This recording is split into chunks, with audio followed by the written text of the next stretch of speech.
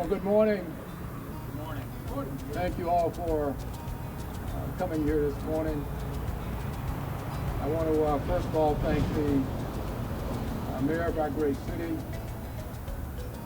our chairman of our county commission, Mayor Daley, and Commissioner Proctor, and all of our commissioners, both the city and the county, and our school board members and our superintendent, Rocky Hanna. I can't tell you how much this day means to, I believe and I hope and I pray, to our entire community. We have called this press conference to launch the Council on the Status of Men and Boys, which has been an endeavor that's taken over a year to bring to fruition. It is our hope and our prayer that this effort starts to make an imprint and makes a change in terms of the violence that we've seen across our community for far too long. Specifically, the number of persons killed in homicides via shootings. I think all of us are aware that we started a research project going back some 5 years that sought to figure out what's going on with these shootings and how can we bring some process to bringing an end to all these shootings and deaths. And that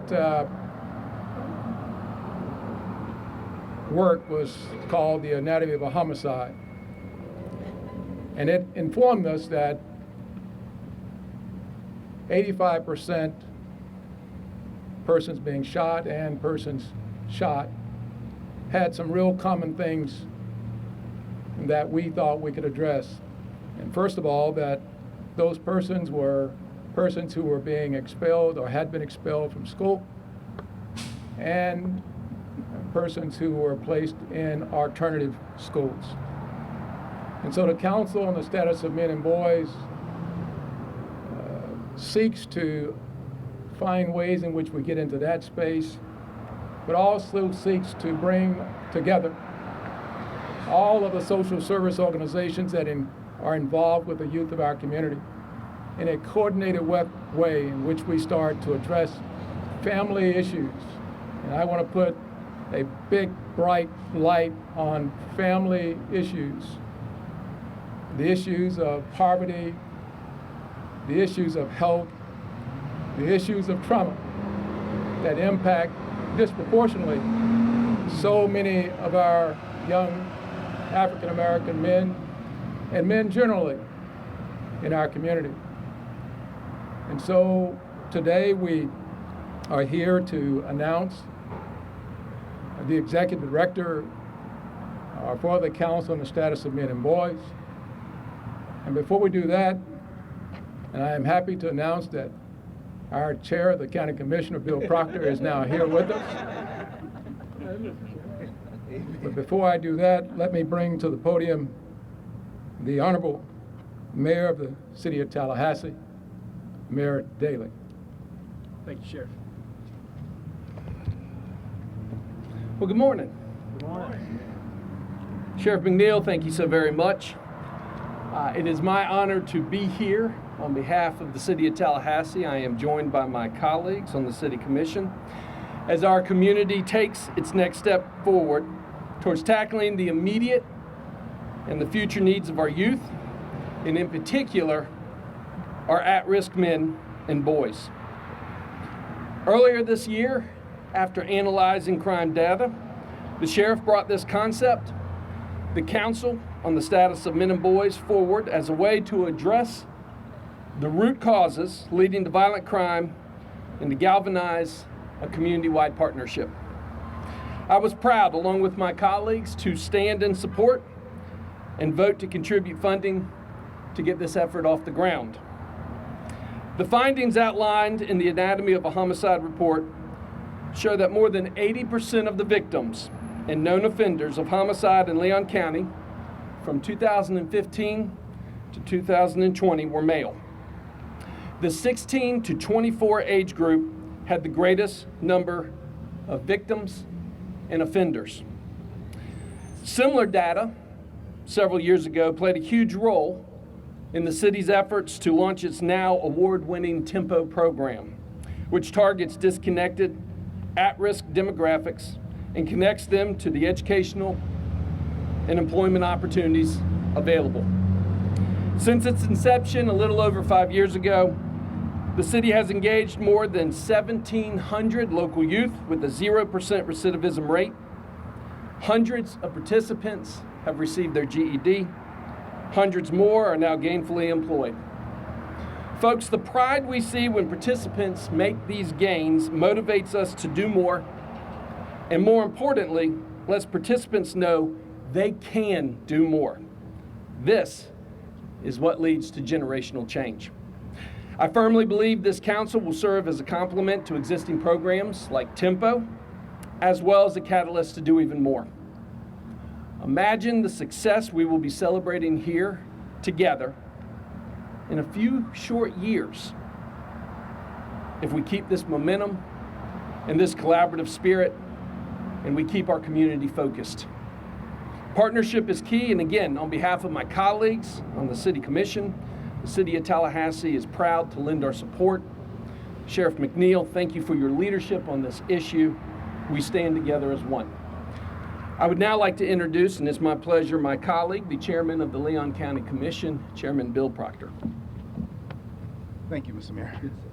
Thank you, Mr. Mayor. Good afternoon, good morning to all of you. Sheriff McNeil, your staff, these elected officials, stakeholders, one and all who have participated and have followed the vision, and we are lockstep behind the leadership of our sheriff. We're delighted to be here to see this moment arrive. We stand in the presence in the front lawn of one of the toughest buildings in all Florida, the Leon County Courthouse. It houses the circuit court. It houses the county court. It has the state's attorney's office.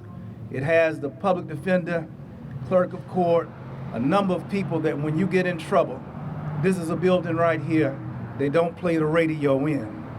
But in order to do your job and to see things that occur over and over, one has got to attain a clue, an idea of what is going on. And in this particular building, the sheriff has placed scholarship behind the reasons of why young men and women end up in this building behind us over and over again.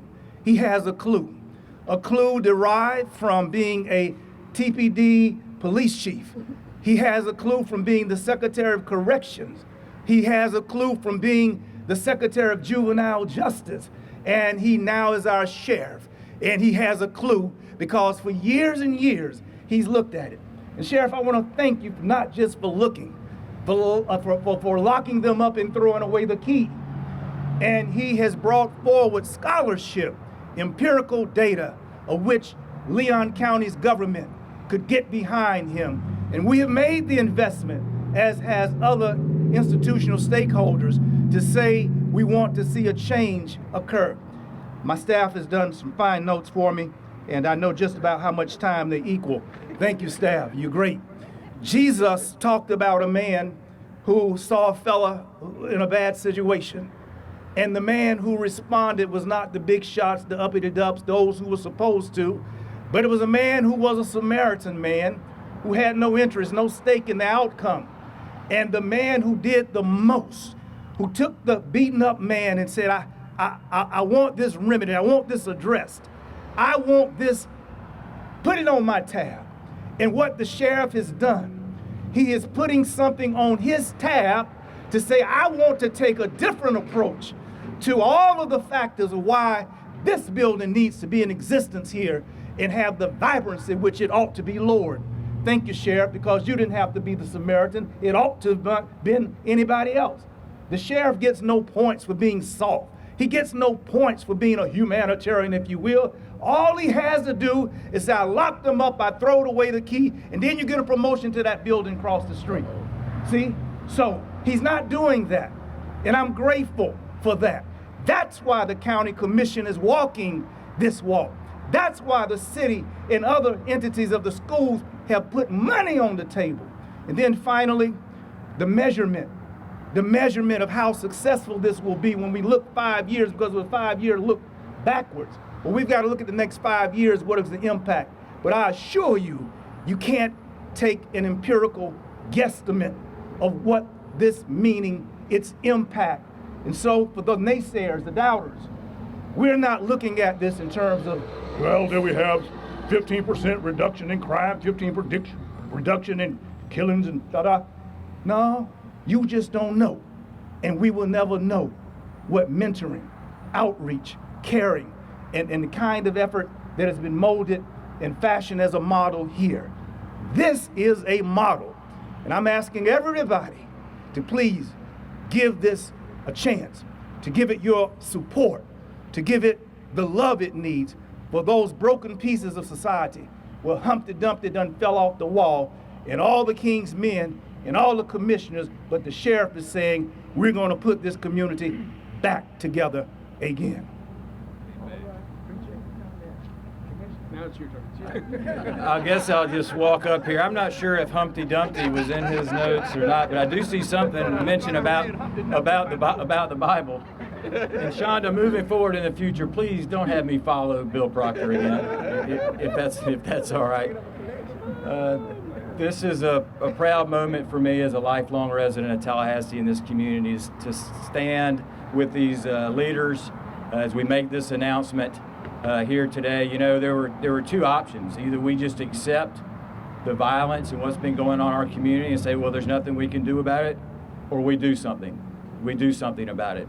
And that's exactly why the sheriff has taken the leadership and assembled us here today. And I am so grateful for all that he has done and will continue to do. And I know I speak for Darrell Jones as the school board chair and all members of the Leon County School Board in saying how proud we are to partner with the city of Tallahassee, the county commission, Tallahassee Police Department, and the Leon County Sheriff's Department. But he says we're all in this together, right? And it's going to take all of us working together, mentoring children in our schools, going out and beating the streets and finding these kids and giving them hope, giving them opportunities. Because a lot of these kids, they feel hopeless and helpless. And we know as the adults, it's our responsibility to give these kids a better future than, as Commissioner Proctor said, than to have to walk through these doors. So I know I, again, speak for our principals, our school board members, that Leon County School District is 100% in support and will do everything we possibly can to ensure the success of the Council of Men and Boys in the future, and we're just proud to be a part of it. So thank you, Sheriff, and God bless you. Thank you, Mr. Superintendent, and thank you to all of our leaders gathered here. My task now is to introduce to you the Executive Director of the Council on the Status of Men and Boys. But before I do that, let me put a really significant note in the fact that this is a significant partnership with all of our service agencies in our community. Our Executive Director will not be able to do this alone. He is going to need the help of Dr. Thomas, Tempo, and he's going to need the assistance of our school board and our superintendent. He's going to need the assistance of the city and the county, and certainly the Leon County Sheriff's Office and the Tallahassee Police Department with the great leadership of Chief Rebel. All of us engaged in this effort to bring about significant change in the lives of our youth. And we've, I believe, chosen the right person. Our county administrator called me and said, there's a great person here. I don't know if he's interested or not, but I'm going to suggest that he apply for the job. And he did. Mr. Raul King, the Leon County Volunteer Service Manager for Leon County Government, and the founder and executive director of Omega Lamplighters. And all of you know the impact he's made with the lamplighters in our community. In 2008, King has helped empower more than 1,000 youth in grades 4 through 12 with their academic and social skills and community connections. He has been the person who was on the tip of the spear in our community, but not only that, but some 20 chapters that he has created across our country, and even in Naples, Italy. He has created the Lamplighter Initiative that seeks to do a lot of what we are talking about here today. Based on his expansive background, his passion, and his love for youth, King has, without question, prepared himself for this moment. In many instances, you would say, as you kick off an initiative like this, this is perhaps an overwhelming type of job, a job of trying to bring and stop the violence in our community. But I was so buoyed up during my interview with Mr. King. He is no doubt ready for this challenge. He is, in no doubt, the man most aptly ready to take on this challenge and to move the Council of Status of Men and Boys to the forefront of our engagement with the youth of our community. So without further ado, let me bring to you Mr. Roy King, Executive Director of the Council on the Status of Men and Boys.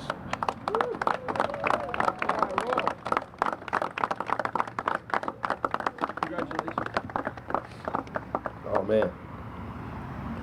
Well, I didn't know I was that great.